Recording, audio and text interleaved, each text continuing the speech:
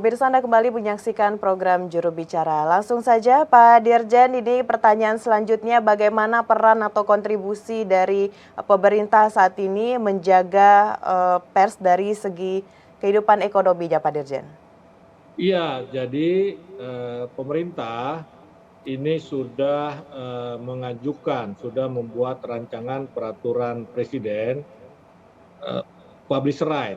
Jadi Perpres ini nanti mengatur aspek ekonomi, ya. Yang kedua mengatur platform digital.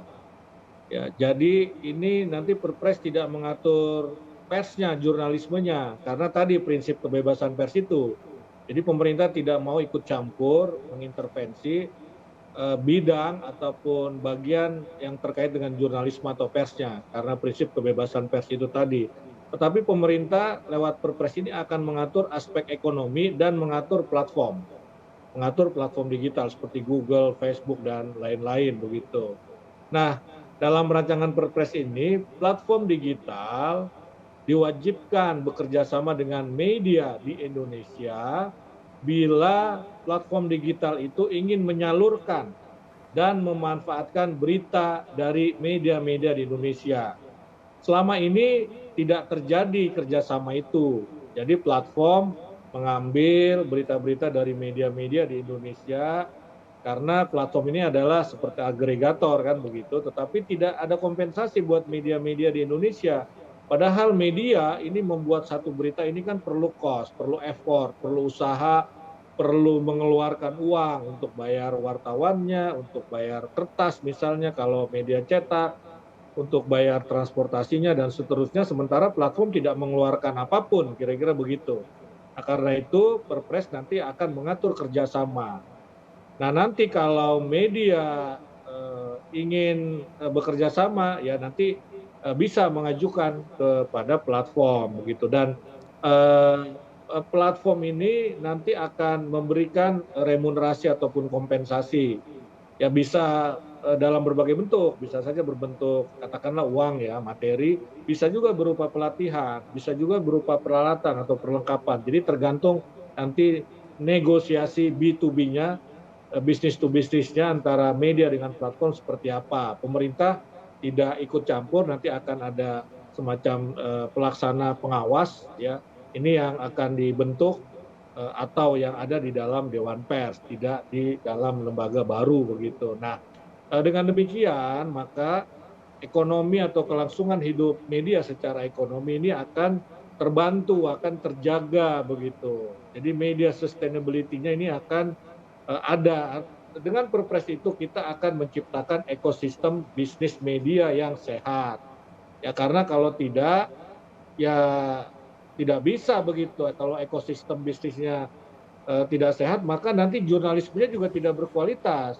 Karena itu kita atur mekanisme ataupun ekosistem bisnisnya supaya sehat. Nanti kalau sudah sehat ekosistem bisnisnya, maka akan terbentuk jurnalisme berkualitas tadi itu begitu. Jadi memang nama Perpresnya sementara adalah kerjasama platform digital dan media untuk mendukung jurnalisme berkualitas. Nah, disitulah peran negara dalam memberikan payung hukum supaya media bisa bertahan hidup. Kira-kira begitu. Baik, kerjasama yang akan dilakukan atau yang dihadirkan ini tentunya bertujuan seperti yang disampaikan Pak Dirjen tadi, kesejahteraan dari teman-teman pers atau media. Selanjutnya Pak Dirjen, dari pemerintah sendiri bagaimana harapannya terhadap pers yang ada di Indonesia untuk kedepannya Pak Dirjen? Ya, jadi kita berharap kita berkolaborasi untuk menjawab tantangan yang terjadi tadi, tantangan teknologi, tantangan ekonomi, dan tantangan jurnalisme secara bersama-sama, secara paralel. Ya, komunitas pers saya kira juga harus mewujudkan kemandirian.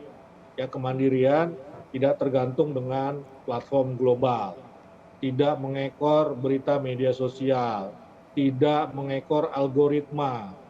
Jadi percaya diri, mandiri, berani untuk tampil tanpa terikat, tanpa tergantung oleh platform digital. Ya. Ini untuk mewujudkan jurnalisme berkualitas.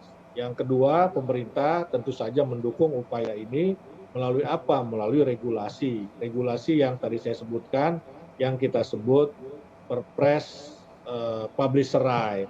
Mudah-mudahan dua hal ini kalau ketemu ini akan bagus sekali kalau berkolaborasi sehingga kita bisa menjaga kelangsungan hidup media baik dari sisi ekonomi maupun dari sisi jurnalisme. Artinya apa? Akan tercipta jurnalisme yang berkualitas dengan kita membentuk ekosistem bisnis media yang sehat. Baik, tentunya saat ini pemerintah terus melakukan berbagai kebijakan seperti yang Bapak sampaikan tadi yang bertujuan juga untuk menghasilkan jurnalisme berkualitas. Pak Dirjen, kita juga berharap nanti pelaksanaan HPN 2023 ini dapat berjalan dengan lancar sehingga teman-teman dari media juga terus bisa merasakan kebebasan dalam berkarya begitu Pak Dirjen.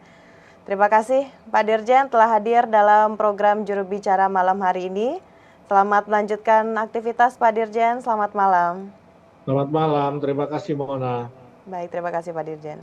Pemirsa, itulah program Juru Bicara kali ini. Terima kasih bagi Anda yang telah menyaksikan. Saya Mona Zernisa pamit, selamat malam dan sampai jumpa.